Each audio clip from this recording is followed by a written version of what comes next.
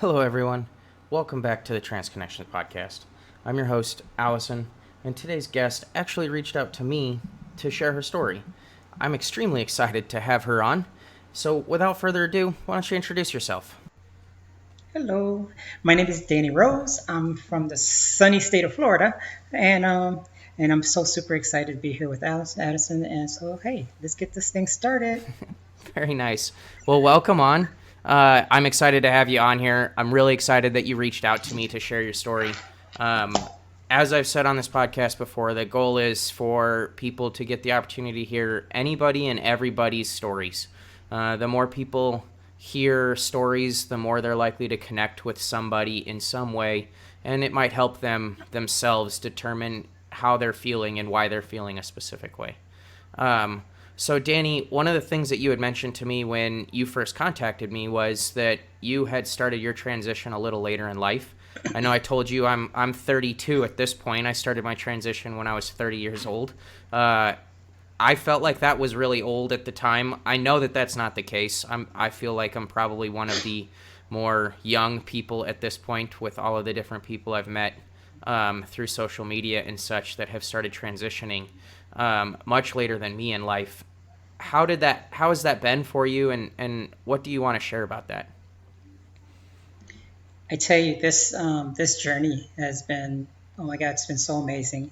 I started my journey very late. So I started my journey when I was 48 years old, and I've currently been on, I'm gonna say medically, as I've been medically going through my transition now for almost a year. So I'm going into my 11th month right now, and I don't know, I just can't say enough of how wonderful this journey has been for me.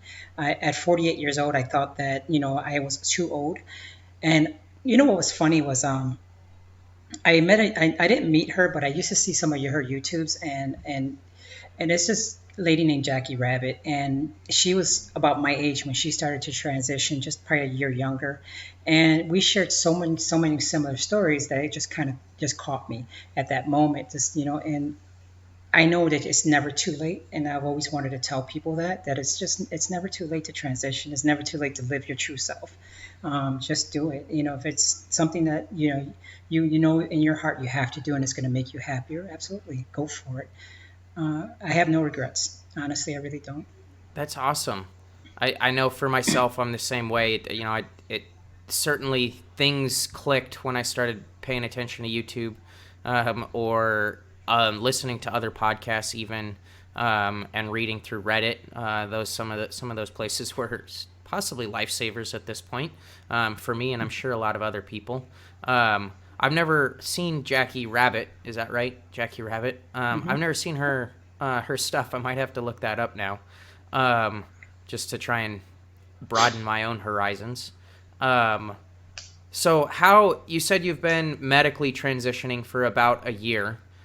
What has been your experience with medically transitioning? Has it been what you thought it would be? Do you wish there were more options available for you? Wow. I tell you, I was so I guess I was so such a novice in actually understanding HRT and how it worked and everything else. And oh my God, the moment that I started HRT, I don't know, you feel like this. I don't know how to explain it, but I felt like this instant feeling inside that it was the perfect thing. I've noticed a lot of changes in me. Oh my God, if you see my before and afters, if I had time to show you, I would. The before and afters are crazy. My hair started growing out, started getting a lot thicker, which it was really cool. And I got to make some really crazy designs with my hair. Um, on top of that, it's just the normal things that everybody else hears about. And I didn't want to like make a YouTube channel of, same thing that everybody else says about your skin and this and that, because it's all facts. Yeah, your skin does change, and your hair grows, your facial hair grows less, and everything else, and it kind of slows it down, if you will. And of course, you start seeing your facial features change, which that was huge for me. When I started seeing my facial features change, and I remember seeing my brother. The first thing that my brother told me was like, he said, "You look just like mom." And that's all he says. He says, "You really look like mom right now." So he started crying, and so it's kind of cool because I love my mom, and I'm happy to say that I can actually look like her. So it's kind of cool. Um, the scariest moments. How's this? The moment that my boobs grew. That was probably like that's probably was the thing that caught me off guard the most. And oh my God, when they started to grow, I was like, oh, I was like, okay. And they're so sensitive. And Allison, you probably know, I mean, they're crazy sensitive. And throughout this cycle, it's just nuts because you really, it's craziness. But yeah, Yeah, that's so funny because like you said, you thought it was too late to transition when you started, but you have the exact same experiences that I had when I first started HRT. Um, and I mean, I've been on HRT now for just over 2 years, um, and exact same feelings. Immediately with literally within a month, I could feel the mental stuff changing, and just immediately feeling more at ease in my body. Nobody's told me that I look like my mom. I don't know how I feel if they would tell me that. I'm not. I don't know. It's just not something that I've always wanted. But I also know that like the longer that I've been on it and the more that I've been able to just be myself and more confident in my skin, like moving around outside and being me has just been so much easier every day.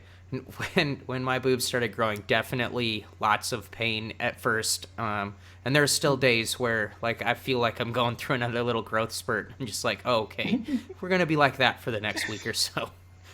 that's right.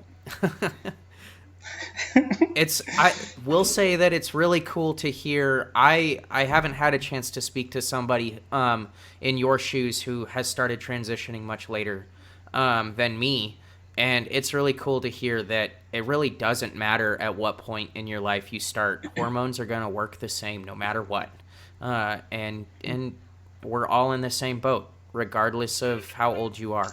We all have the same opportunities and the same reactions to hormones, and how they affect each one of us is pretty much the same to an Now extent. I could share a TMI moment if you don't mind. It's up to you. This is something that I have yet to see any other, except for one girl that I follow that kind of she posted it the other day. Um, I for all the cisgender girls that are out there wondering, what we go through. I do go through a menstrual cycle, and it's really interesting because I call her Velma, and Velma visits me religiously every 25 to 30 days, and she's definitely always on time. Um, so I have those same symptoms. I have the bloating. I have really bad cramps. I start getting really bad headaches. It's just I have a loss of appetite during that time, and it lasts for probably just about 5 days. So I feel like for those 5 days I'm fasting because I really don't eat like I normally do. So yeah, so it's really interesting. I have an iPhone, and the Apple Health has a period tracker that I literally use, and it's accurate. I'm in the same boat. I do have a menstrual cycle that I can track even with a phone. It's that cyclical for me as well.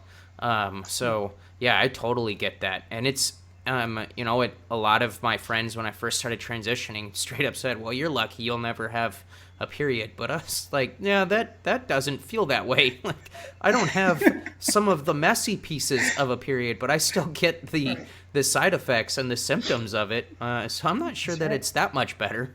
Like, right. uh, That's so true. I would probably trade the messy pieces or trade for the messy pieces for some of the other stuff that I have to deal with being on HRT, like going through a second puberty. That's true. Yeah, exactly.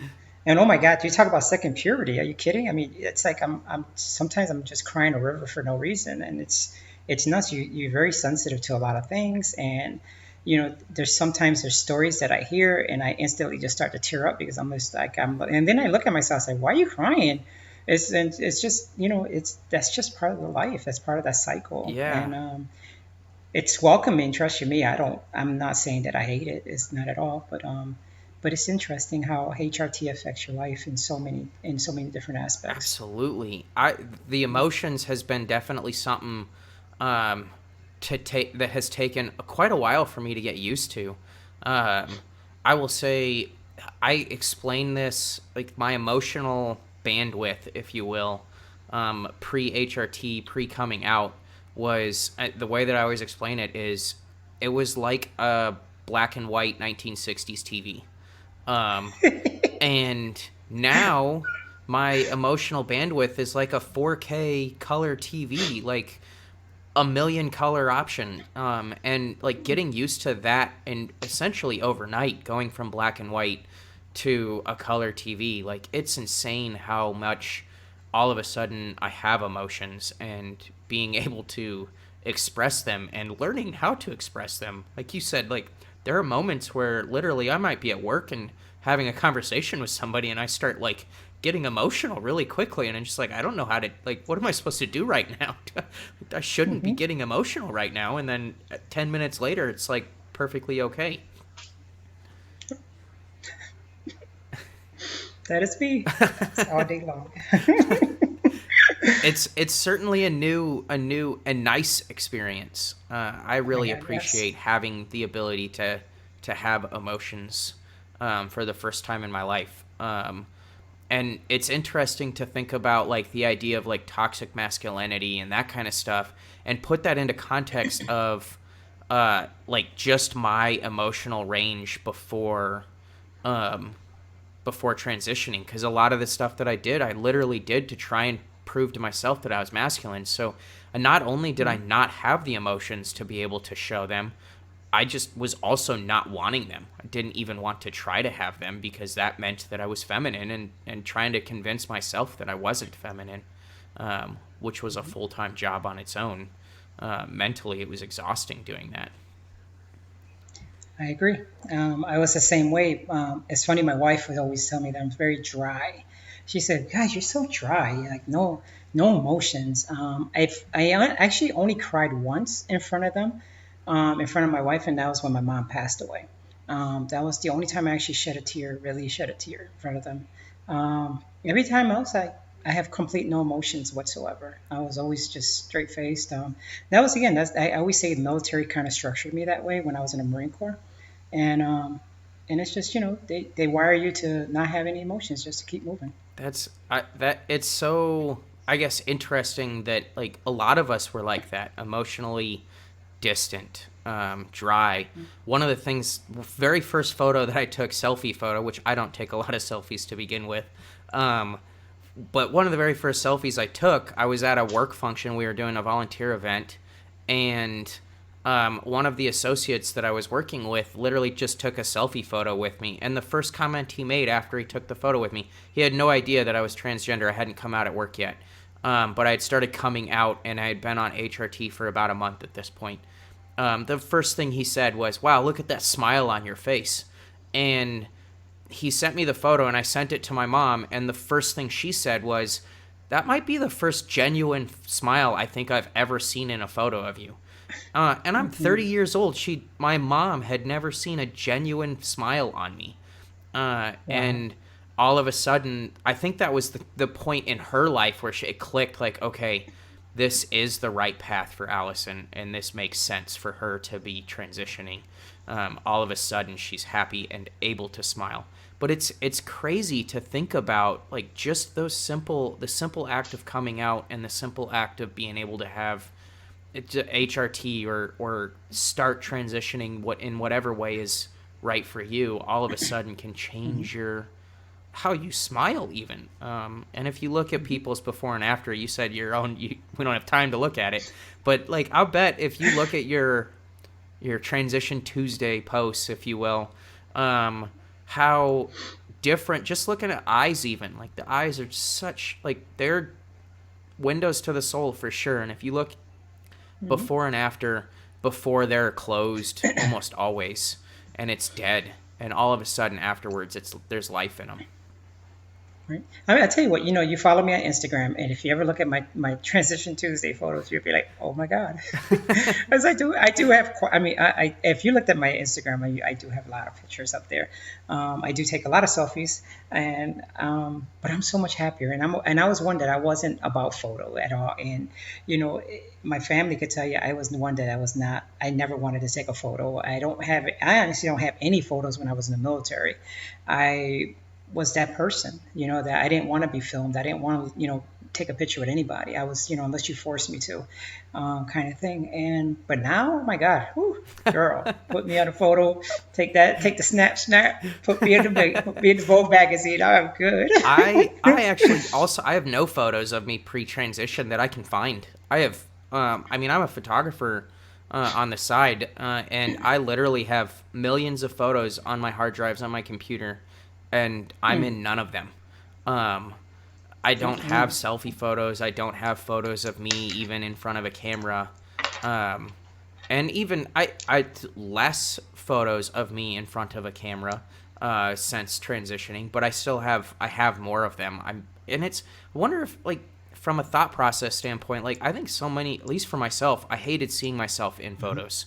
Um, Oh my God, yeah. it was like looking in a mirror, and I just never looked in a mirror either. I honestly don't remember ever looking in a mirror prior to transitioning.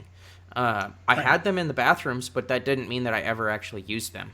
And now hmm I look in a mirror all the time and actually smile when I see myself in the mirror. Oh my God, that's so true. I am the same way. I used to hate myself.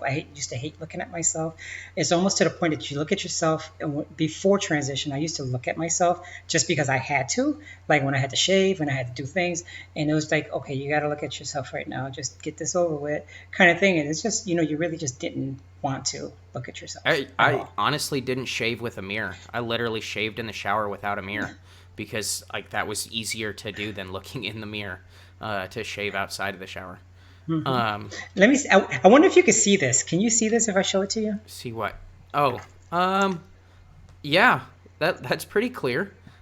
It's and again, like the eyes are very obvious. Right. It's insane how much the eyes are literally the windows to the soul, and That's true. so everyone that I look at when I see those Transition Tuesday posts, and I am probably the worst one about participating in Transition Tuesday, and it's mostly just because I have no photos of pre-transition, and when I started transitioning, taking photos of my like documenting my transition just was not important. Like I had other things that were much more important to me, and so I didn't take a bunch of photos of myself. But when I look at those on Instagram, I immediately you can see how much happier someone is that that they're able to transition, that they are transitioning, and that they're able to be their authentic selves. Like I think that's the That's right. most important thing is just being able to be you, and That's right. how much happier people are when they just get to be themselves and do the things that are important to them. I agree. I do agree. It's always nice to have a good support line. One thing that I do, and again, if you ever look at my posts, if you ever read through my posts, I always say there's always things that I write. I never leave a post without writing something. And I always tell people that follow me, if you guys are struggling, if you just want to talk, please just let me know. I tell them drop me a DM. Let me know. I'm always here to listen. I will give you my phone number if you're in dire need. If you want to talk to me, I will talk to you. I will listen to you all night. It doesn't bother me. And that's what I just love being able to help others. And because for myself, when I started, I was in a very dark place when I started, and I seeked help, and I found my therapist. I love her to death. I really do, because her and I, we clicked the moment that I walked into her office. And ever since then, she has not only been my therapist, but for me, she has been like my lifeline. And I greatly appreciate that. That's awesome. I feel very fortunate. When I lived in Texas, I had two therapists. But the very first therapist I talked to was somebody that I was able to connect with very quickly, and when she retired, she referred me to somebody else, and I was really worried that I wouldn't click with the next one, and I clicked with the next one as well. And I stayed with her for another year and a half before I moved to the Pacific Northwest, and then I spent probably I've been here for right around a year now, and I spent probably the first 6 months that I lived up here trying to find a new therapist. And when I was in San Francisco in January, recovering from my GCS, GRS. I literally spent some more time on the computer trying to just find a new therapist because I was tired of the one that I had been seeing for the last month or so. And I found the one that I'm currently seeing, and I feel very fortunate that I found a third therapist that I've been able to click with relative ease. I've heard so many horror stories about trying to find somebody that understands you and that you're able to connect with. And so it That's is true. really important. I think for so many of us, but I think that, and it's awesome that you're willing to just chat. I mean, that's how I feel. If you need something, drop me a DM. I'm happy to just sit and listen. I know what it's like to go through those dark phases, and I've had friends who have dropped what they were doing to just listen to me and let me rant for a little while, and I know how important that is. So having that, having somebody, it doesn't have to be someone even, that is just able to just listen and help walk you through whatever's going on for the moment. So, Danny, do you want to share your Instagram so people can find you? Sure. My Instagram is Dani, Dani, dot underscore one underscore two underscore one. There we go. All right. So definitely give Danny a follow. She has some great content. She's always posting far, far more frequently than I do on the Trans Connections Instagram page. I am not consistent enough. Danny is very consistent with posting and sharing her unique story and experiences. But then also, like you heard it here, she's happy to help. If you need to just talk, just reach out to her. Absolutely. Danny, is there anything else that you wanted to share about your story or anything that has kind of happened for you over the last Wow, year or so with your transition? what haven't I said yet? Oh God. um, it's kind of, my story is it's pretty crazy. I always say, I've been through this. I'm on my third marriage, and so yeah, I had two failed marriages throughout this time.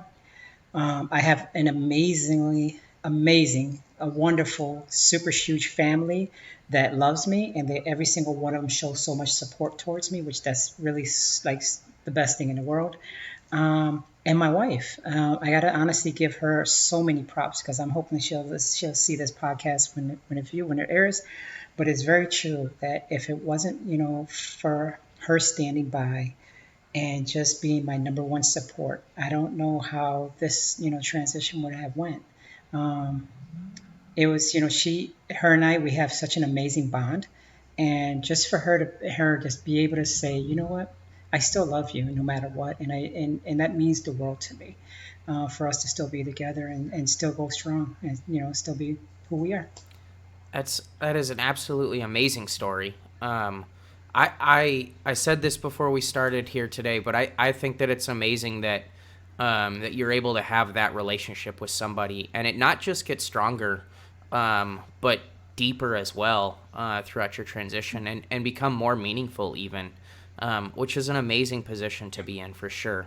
I think one of the recurring themes that I've had on this podcast so far is just that everybody is always afraid of sharing who they are. I think all of us have had at some point in time before we started coming out to people a worry or a fear, and I know that I talked to my therapist many times about how I was going to come out to a specific person or a group of friends or even my family, and it was definitely a very scary thing, but the thing that I've seemed to have found the most is that most of the people I came out to were extremely supportive of me. And I've said this on a previous podcast, but the people that matter don't care, and the people that don't matter care. And that's the problem, or the advantage. The people that don't matter, if they do care, then who cares? They don't matter. And the people that do matter to you, they don't care. But it's kind of funny. I when I started my journey, of course, I think for the most part, most of us girls, we always start off socially, and you hit something on how to communicate, and it's everyone communicates differently. And for me, I found it I found that the best way to communicate to at the time, the best way to communicate was by either text message or by writing a letter. And that's how I did it in the beginning. And it's so funny because here it is almost a year later. I'm at that point that I'm such like an open book that I would literally just talk to you about my whole life, and it doesn't bother me. Yeah, I might cry at certain points because there's some things that I might that kind of touchy, but for the most part, I am like an open book. If you ask me, I'm probably gonna pretty much gonna answer it. That's awesome. I am trying to get to that point. I feel like I'm much more of an open book than I used to be. I still am very guarded with whom I tell about who I am and that I'm transgender. That's probably going to change as soon as podcast starts getting really starting to get out and people that I know Hmm. start watching it. But at the same time, like I think that it's really cool that we have people like you who are willing to share those stories and share the experiences, and share that it's while it's scary, it's perfectly normal to be scared, and you really have nothing to worry about at the end of the day. You're going to be able to find somebody to support you. We all have been able to. It's just a matter of being patient until that person comes around. That's true. And if anybody, I don't know if I could plug this, but if anyone ever, looks needs a therapist, one of the like I found my therapist through a place called through transpulse.com, and that's how I found my therapist. And I just plugged in, therapists, that are LGBT friendly, and the list came up in my area. It was just crazy, and I don't know, something about her face really just drew me to her, and I called her, and and when I tell you I was in a dark place when I called her, I was really bad. And she actually was like, Danny, come see me like today. I said, okay. And and that's basically how I started my journey with her. That's It was pretty cool. That's awesome. I had never heard of transpulse.com. I literally found my therapist by searching LGBT therapists near me. There's a couple of different like nationwide websites for sure that provide information, but I had to do a lot of legwork to find one that I felt was comfortable enough working with a transgender patient. Um, so it's nice to know that there's a couple of websites out there that are trans specific, even to help find those therapists. And there's more and more now, especially. I mean, we live in a day and age of because of COVID, where people have gotten better at online stuff. And so, like, my therapist live is literally her office is 2.5 hours from where I live, and I will never go visit her in person. We do online sessions only, and that's awesome. That it's as bad as the year has been. It's nice that something positive has been able to come of it because it means that it's easier to get some of that help now than it used to be.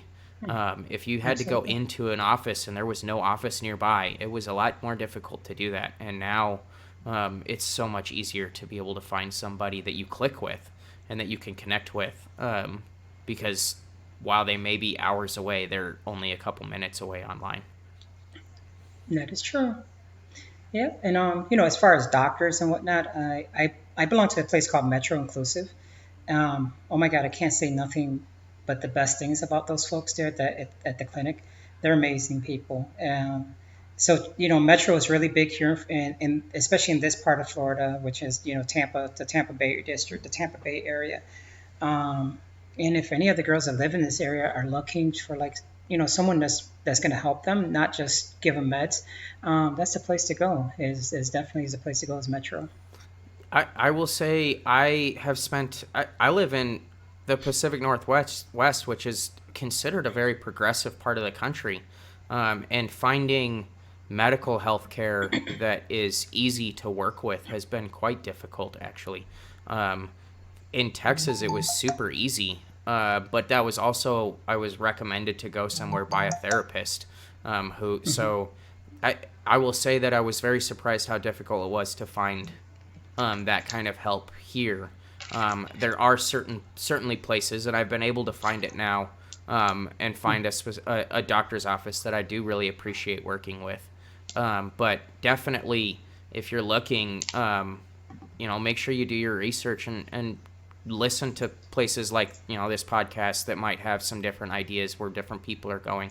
There's also a lot of websites now available that are nationwide type websites as well. I haven't worked with any of them, so I don't know how good they are. But I know that there's enough of them that it's worth doing some research.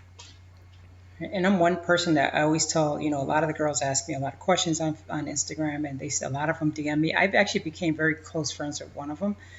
She was, she really needed someone to talk to, and then her and I just became great friends. And she didn't live far from me. I actually went to go visit her, and her and I just, we spent a couple of hours together, and I just listened to her the entire time.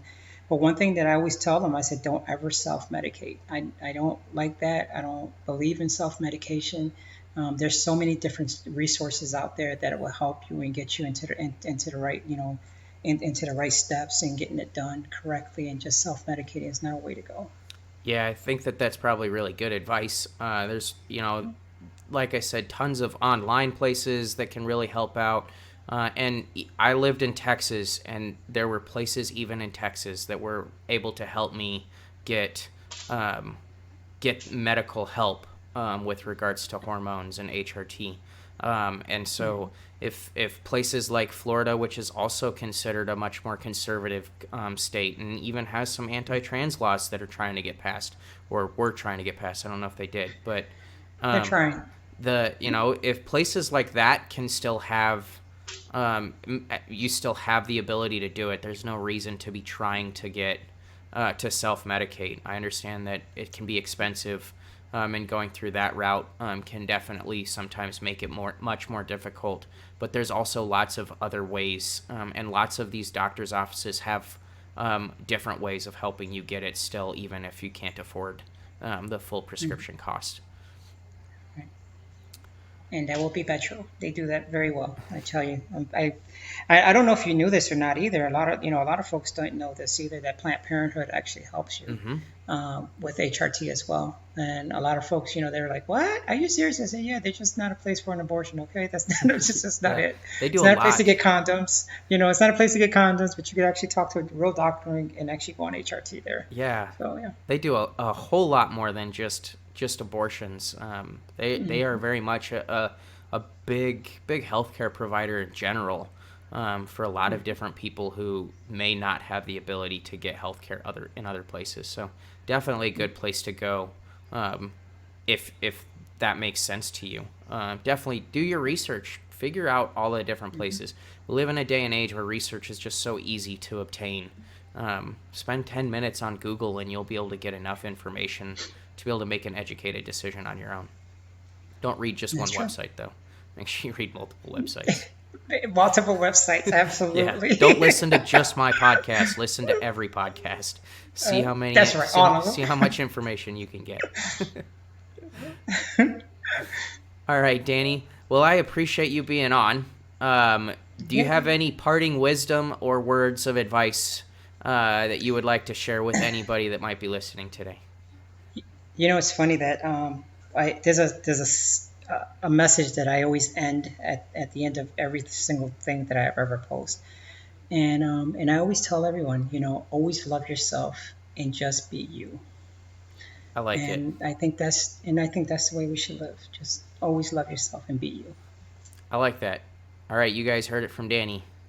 Always love yourself and just be you. Thanks for listening. Remember to subscribe to hear more amazing stories like Danny's. And to share your own story, you can reach me on Instagram at trans_connections_podcast or transconnectionspodcast@gmail.com. Thanks again for listening, and we'll see you next time on the Trans Connections Podcast.